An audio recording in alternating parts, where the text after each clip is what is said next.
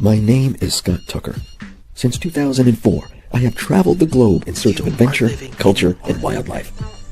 And after producing 100 short documentaries and broadcasting them across the entire U.S., it's finally dawned on me. This must be too good for mainstream media. I don't take vacations. This is not a hobby. We are totally out of the box.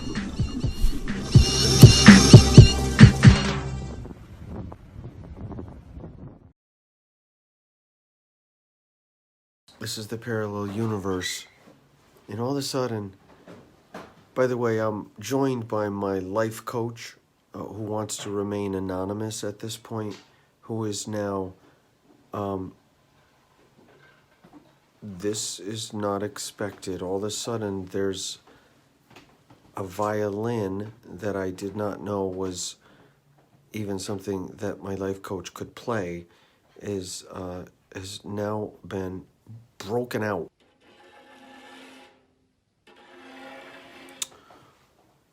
Each one of you out there has basically a preconception of almost everything. You're living your lives in a preconceived fantasy, or otherwise known as a box.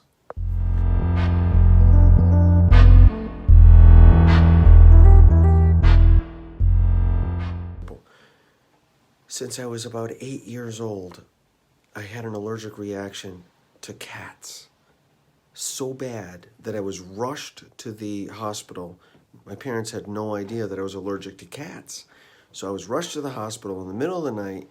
They didn't even know what wheezing was. They didn't even know I had asthma.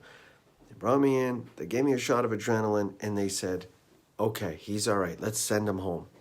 I was brought home and put to bed and given my 2 little cats.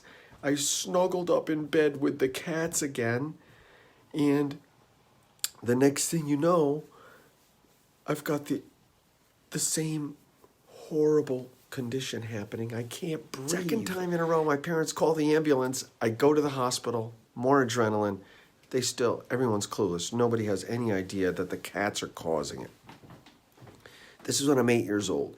So I spent my entire life scared to death of spending any time with kitty cats, because even though I love them and I love animals, I could not be with a kitty cat. We're all living our lives based on the mirage of the past.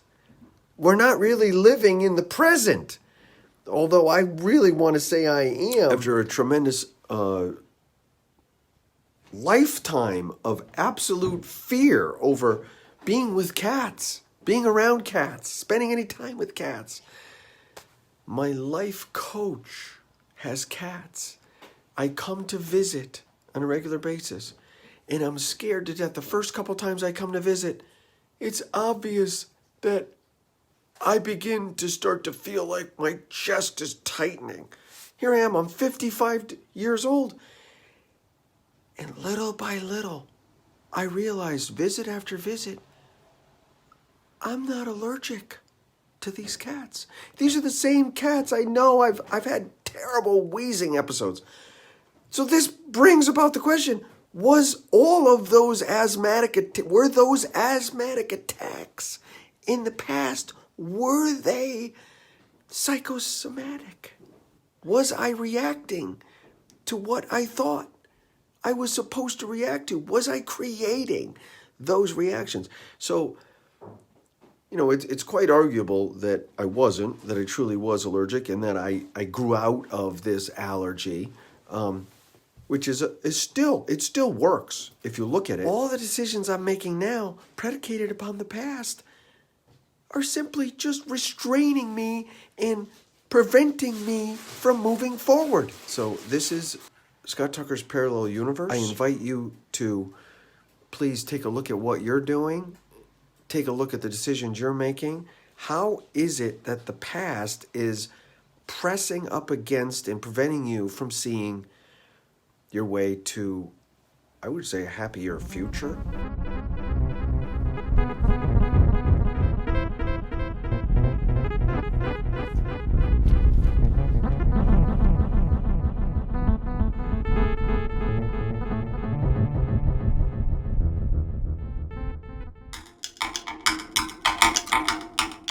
Bear with us here, folks. At this point, we're splicing in Facebook Live footage. Look at this.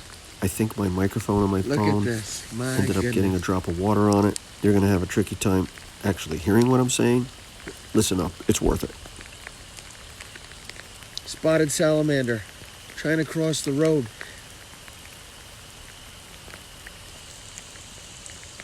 Look at him.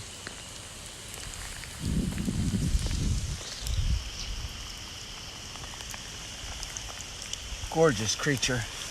He stuck out like a sore thumb. Look at him. He got up. Come on. Where are you? There you go. He's up on the curb. There's the curb. He got up and he's in the woods now. He's starting to get into the grass. Genus and species of this creature Beautiful. is Ambystoma Look maculatum, at you go. the spotted salamander. You are amazing. And it's an amphibian, a creature that requires water to breed, but spends most of its time on land. Crazy amount of spotteds in this area. I know they're here. We've been studying these things for years. Pulled up to the location, I knew right off the bat that was a spotted salamander. You know, you look at the weather forecast, you try to predict these things. I wish I could have had other people out here. I just, it was supposed to rain, then it wasn't, now it is. We're in an area in Madison, Connecticut.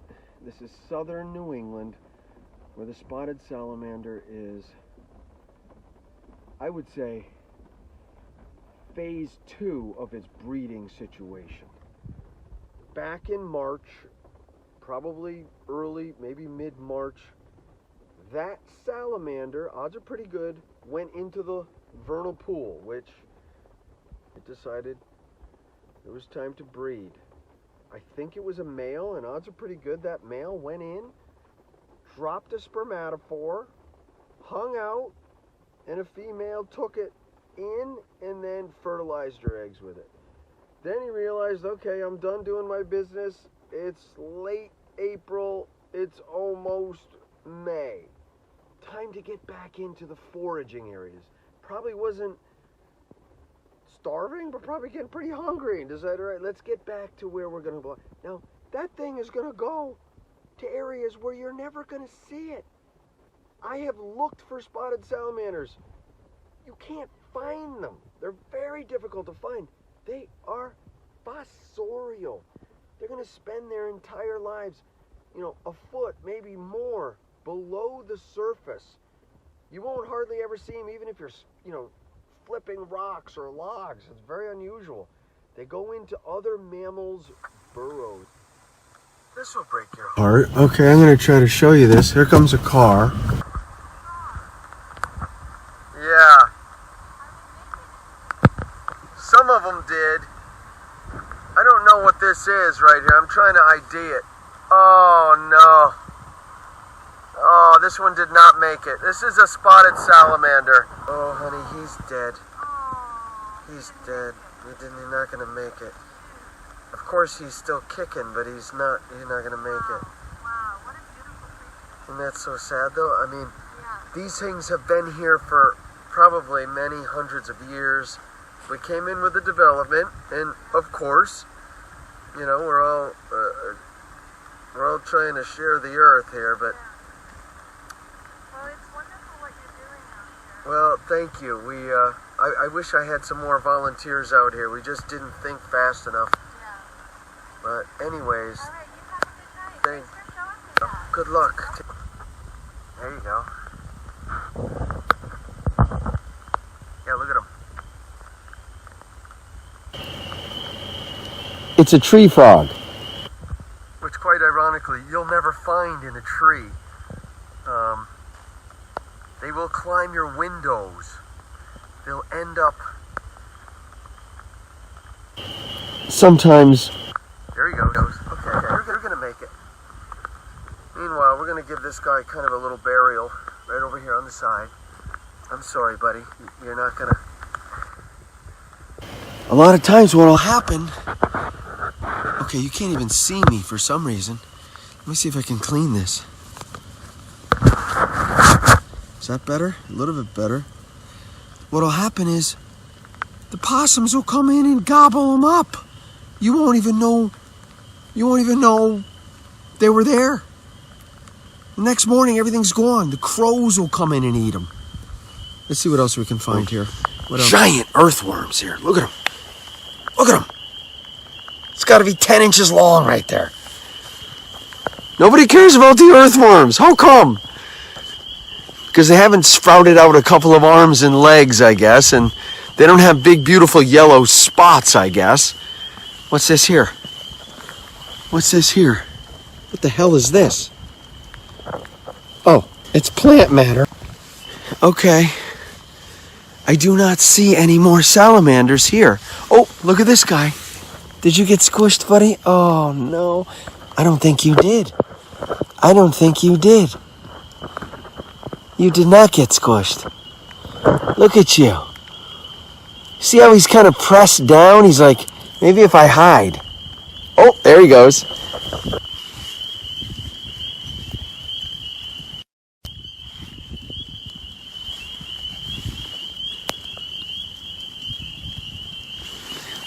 Good luck finding these suckers. I mean, if you went down here like I'm gonna... Oh, look at that. I took one step in. The chorus ended. One stupid little step in. Step out, and they'll probably start again. All the spring peepers are starting to retreat. I think, they're just pretty much done. The spotted salamanders, I think they're pretty much done as well. Because we only saw one dead and one alive. You don't see anybody here. Frustrating. But this is the expedition. It's not all about Disney. We're not saving everything. We can't do that. But we can show you, in essence, what's happening probably by the 100,000. Massachusetts, all the way up into Maine, New Hampshire. Amphibians are breeding like crazy during these rain events. And, if you don't get out there, which, again, it's hard to get yourself motivated to come out here at night in the middle of the pouring rain, which finally it kind of stopped here.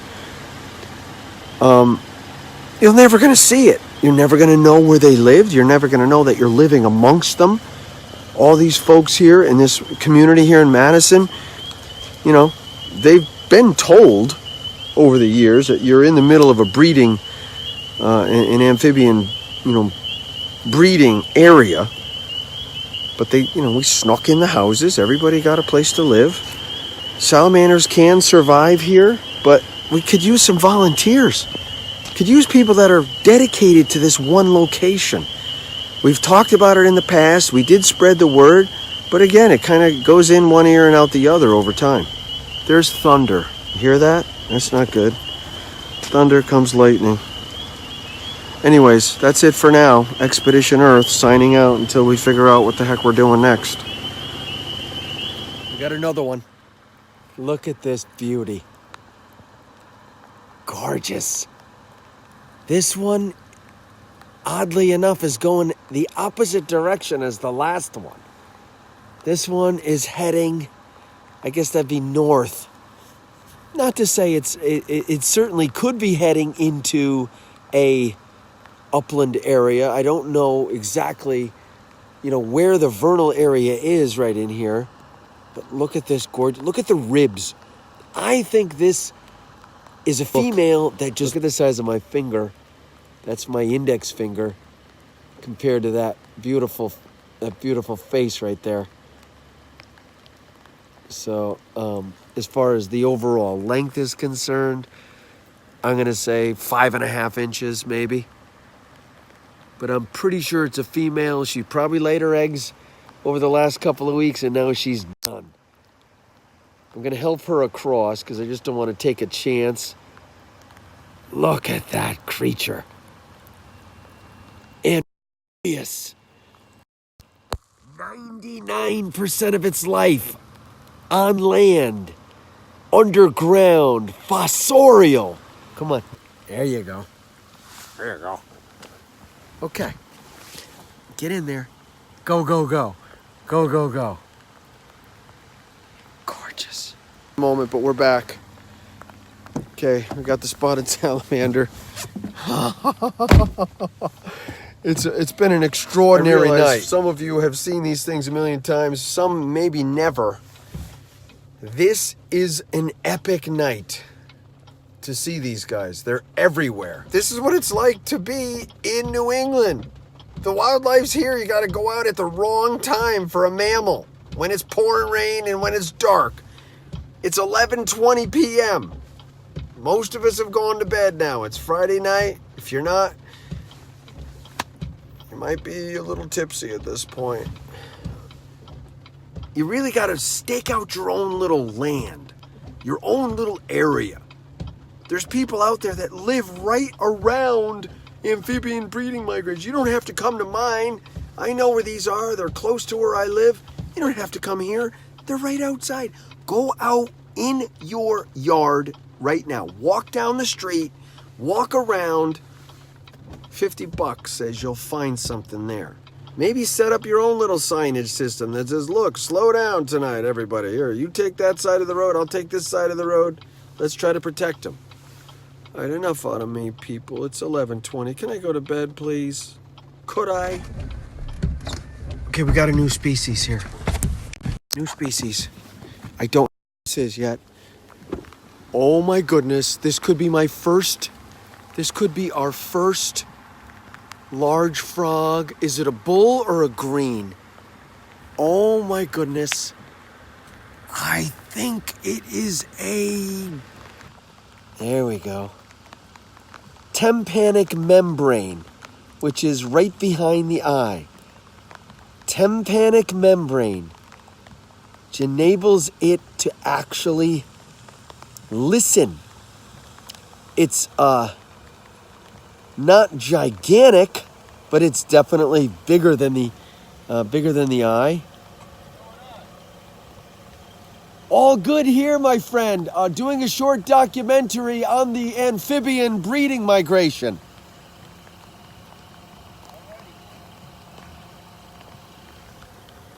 Thank you.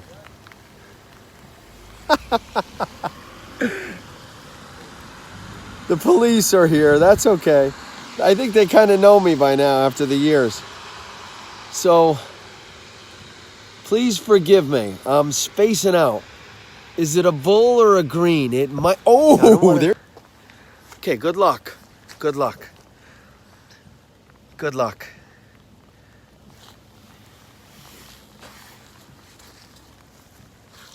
Guys, I think it's a bull.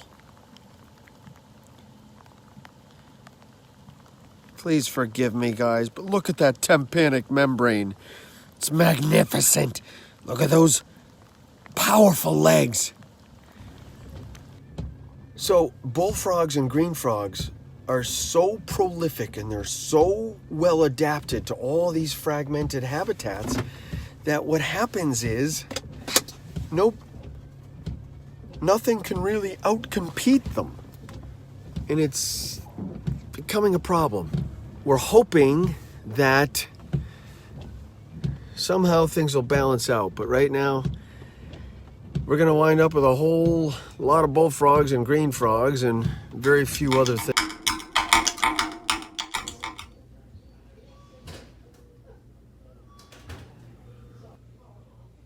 I had severe abdominal pain, so alarming that I decided there was no way I could make it through the night, and I jumped in the car and came down to the clinic. They just took a urine sample and now I'm waiting. I feel as though the pain is cycling. All of a sudden the pressure builds up and I feel like I'm not gonna make it, and then it disappears after I relieve some gas out of my anal opening. And then I feel better for a little while, and then I don't know what else to say other than it's possibly a kidney infection or something. We'll see. What do you think my issue is at this point? Syphilis. I don't think they. So right now, I'm thinking to myself, okay, what could this be? Let's play the game. If you're at home, you can play along with us. We're still waiting for the doctor. There's nobody here, and this facility is absolutely gorgeous. I don't want to call it out. It's in Westbrook, but there's nobody hardly here. The guy said they're busy. They're busy? I don't think so. So anyways, listen, that's my life coach in the background. Stand by for 1 second, please. Bottom line is, at this stage of the game, you've got a couple things that are up for grabs. You, the studio audience, can start sending in your votes as to what it is that I particularly have. What is my ailment? And for those of you that hit it square on, you'll win a prize. I don't know what it is. Perhaps a cup of coffee. How about a cup of coffee? But right now, I'm thinking, could it be kidney stones?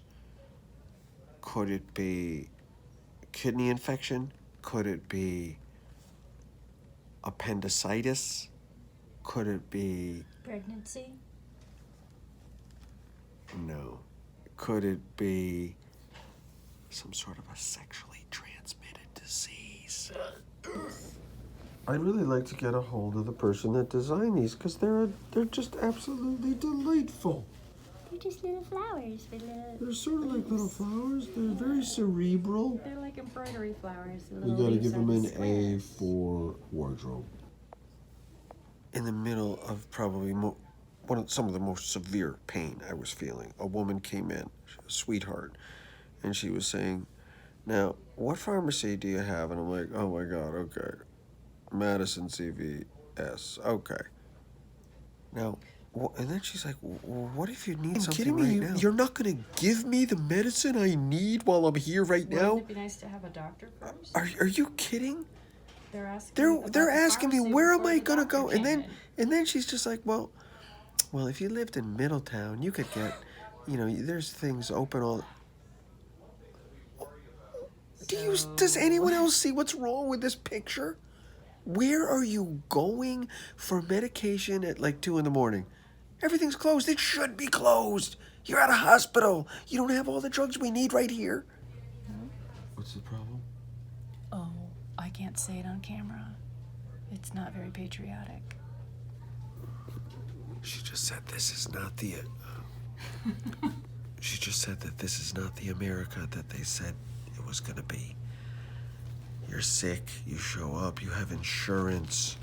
They sure did make sure they got your information. They got all my insurance, and then nobody came. Now I realize there's little children here. There's people that could be really sick. I tell you one thing the only really sick one here. By the way, I can hear next door. They're talking about opiates all freaking the time. They're like, "Oh, Dilaudid? Oh yeah, Dilaudid." Oh, we're in the wrong room. Oh yeah, they want to talk to those people. Cha-ching.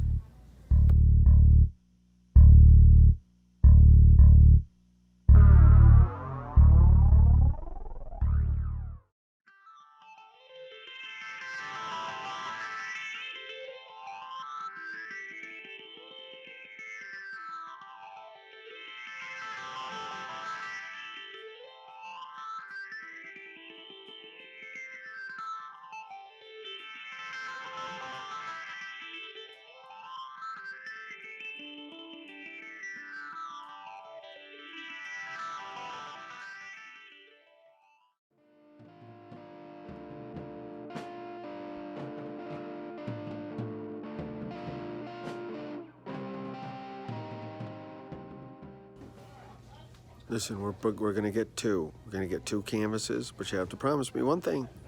You're not gonna try to control me. I never control anybody. I never, ever tell people what to do, or I don't have opinions. And I certainly don't have, oh my God, Did you see what she was wearing? I don't have opinions. Don't try to control me. Okay? That's all I ask. Don't try to control me. Oh my God, this stuff is so tacky. But generally, I don't have opinions about things, and I wouldn't tell you what to do. Ever, ever.